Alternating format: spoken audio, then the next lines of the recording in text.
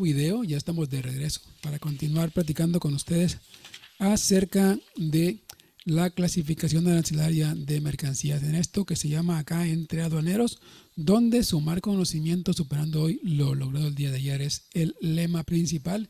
Ya saben que eso es lo que tanto a un servidor como a ustedes pues nos da por mucho la ventaja sobre las demás propuestas en estos temas, ¿verdad?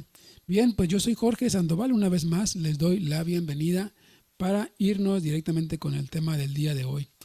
Les comento que vamos a estar platicando acerca de impuestos, por supuesto en el contexto estricto de la clasificación arancelaria. Déjenme comentarles antes de iniciar que en un video anterior yo les hice el comentario de que la clasificación arancelaria, de hecho la fracción arancelaria, arroja dos datos fundamentales en el tema de la operación aduanera, que son los requisitos, o sea, las regulaciones y las restricciones no arancelarias, y por su parte el otro dato son los impuestos. Y me referí a impuestos en términos generales, ¿verdad? Y aquí debo hacer hincapié porque quiero hacer una nota aclaratoria. De hecho, este video se trata de aclarar dudas. Comenté que son impuestos a la importación y dije, y en ocasiones a la exportación. Y bueno, pues habrá quien comente, ¿verdad? Que pueda decir, bueno, ¿y a la exportación cómo? Si por lo regular sabemos que toda fracción está exenta a la exportación, entonces no hay nada que pagar en ese tema de impuestos. Bien, debo iniciar con esto para aclarar. Vamos a poner todo esto en un contexto.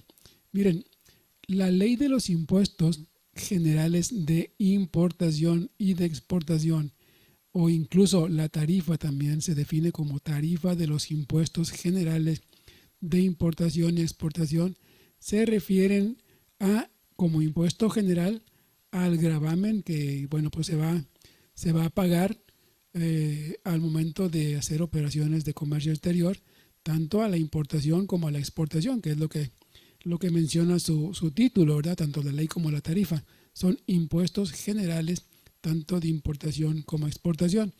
Yo cuando hice el comentario que a la exportación también se pueden pagar impuestos, pues no me refería al impuesto general de exportación propiamente dicho, sino me refería a otros impuestos. La tarifa, bien, la clasificación arancelaria va a arrojar también algunas fracciones, algunas mercancías que van a estar negociadas para pagar otros impuestos.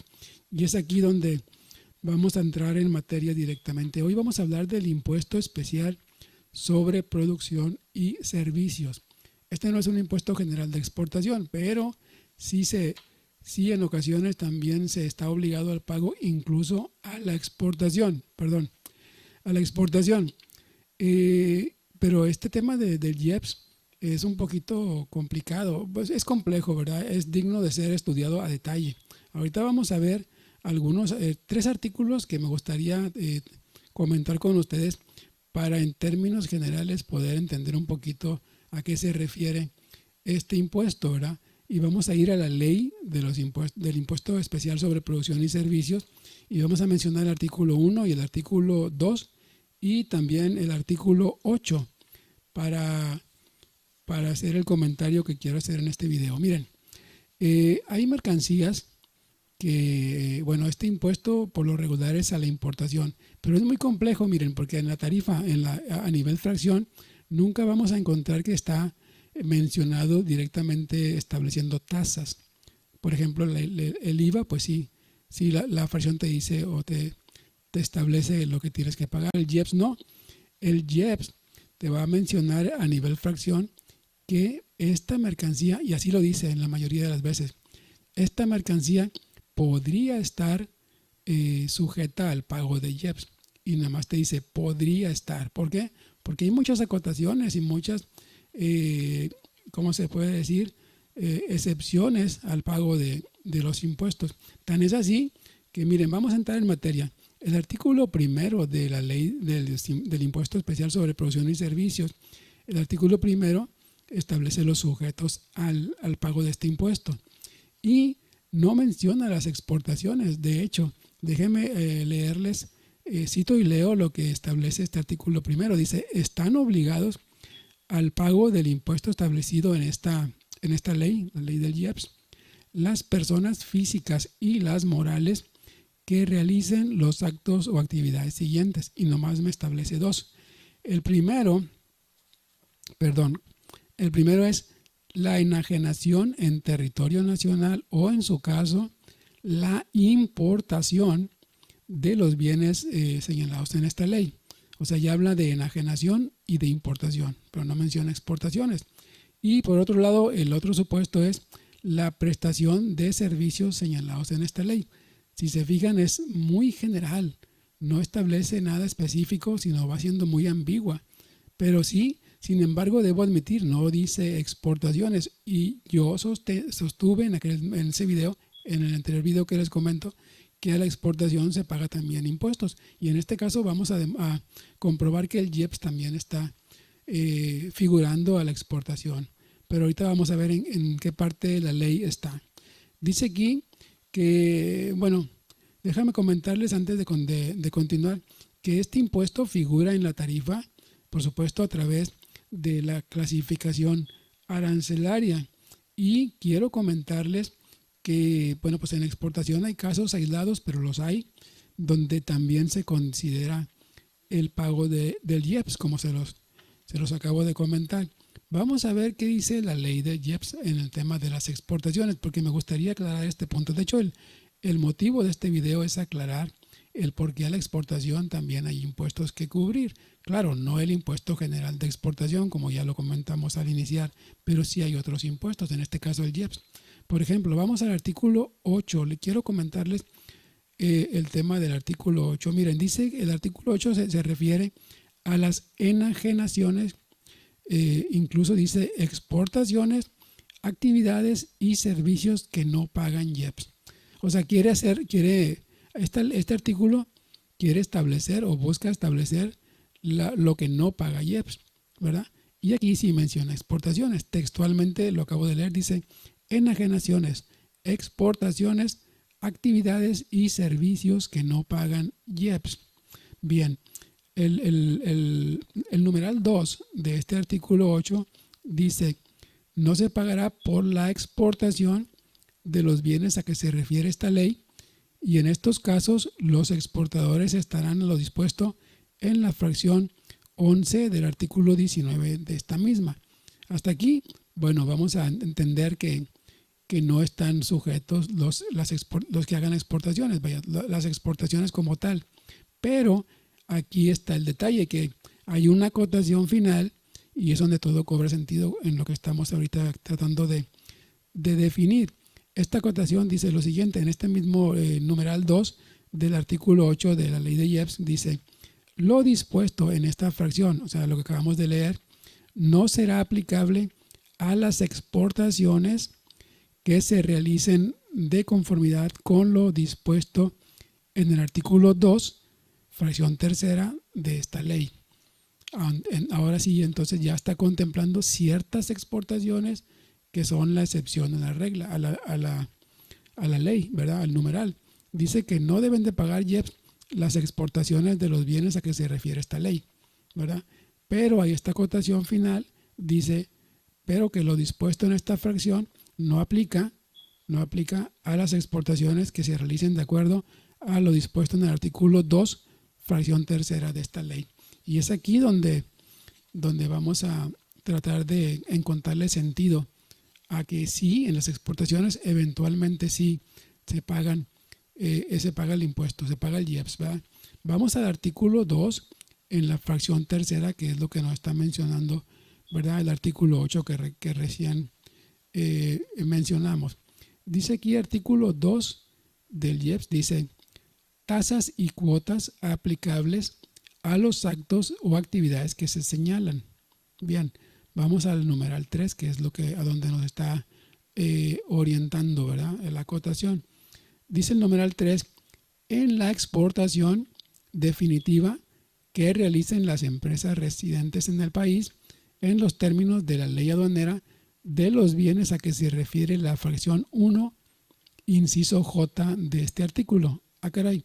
Bueno, pues nos sigue redireccionando, ¿verdad? Ahora nos está diciendo que, bueno, en el artículo 2, que habla de tasas y cuotas aplicables, dice el numeral 3, en la exportación definitiva que realicen las empresas residentes en el país en los términos de la ley aduanera, y ya nos está refiriendo la fracción 1, inciso J de este artículo. ¿A qué se refiere este inciso J de la fracción 1 de este mismo artículo 2 que estamos leyendo? Bueno, pues se refiere a alimentos no básicos, pero trae ahí una característica: alimentos no básicos con una densidad calorífica específica de 275 kilocalorías o mayor por cada 100 gramos.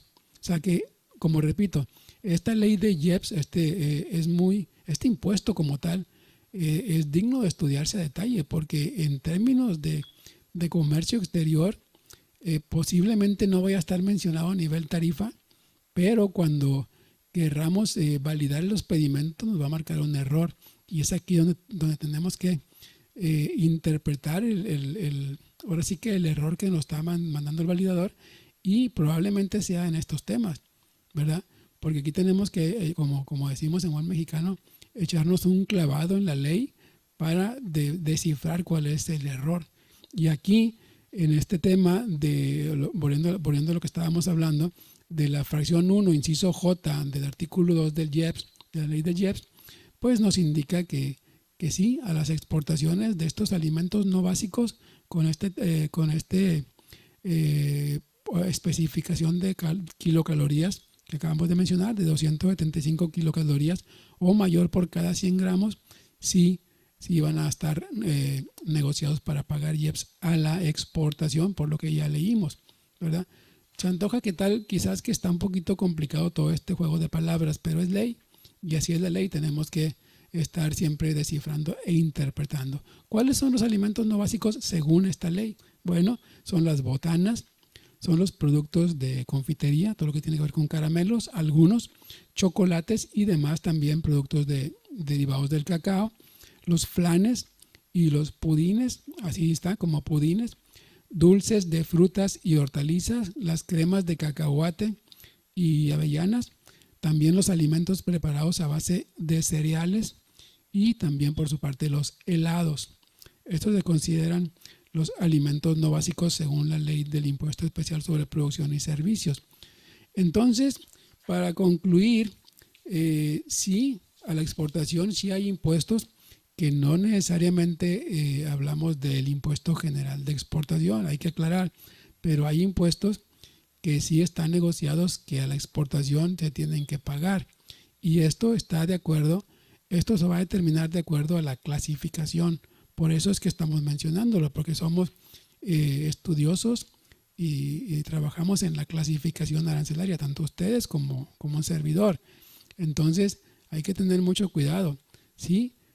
No hablamos de que la exportación, del impuesto general de exportación, cuando decimos que hay que pagar, porque repito, podemos decir, es que están exentas, realmente no hay manera de decir que vamos a pagar a la exportación. Bueno, pero hay impuestos accesoriales, por llamarlo de alguna manera, que sí están figurados en la ley del impuesto general de exportación y de importación de acuerdo a la clasificación arancelaria. En este caso es el tema del famoso IEPS. Y luego hay otros también que no vamos a mencionar. Por ejemplo, está el ISAN también, que es el impuesto sobre automóviles nuevos. También es un impuesto aplicable a mercancías que tienen que ver con el tema automotriz. Entonces sí hay impuestos, aparte del impuesto general de importación y de exportación. Así que a la exportación, sí, eventualmente se tiene que pagar algunos impuestos que no necesariamente es el impuesto general de exportación, que son exentos. Bien, pues hasta aquí este video. No sé si está un poquito complejo, pero tratamos de hacerlo de la manera más práctica, y así está la historia en este tema. Bien, pues una vez más yo me despido. Y no sin antes pedirles que si a ustedes les gustó este contenido, este video, pues me puedan regalar un like. También puedan compartir este video con sus contactos a los que piensen que les puede ser de utilidad como herramienta de estudio.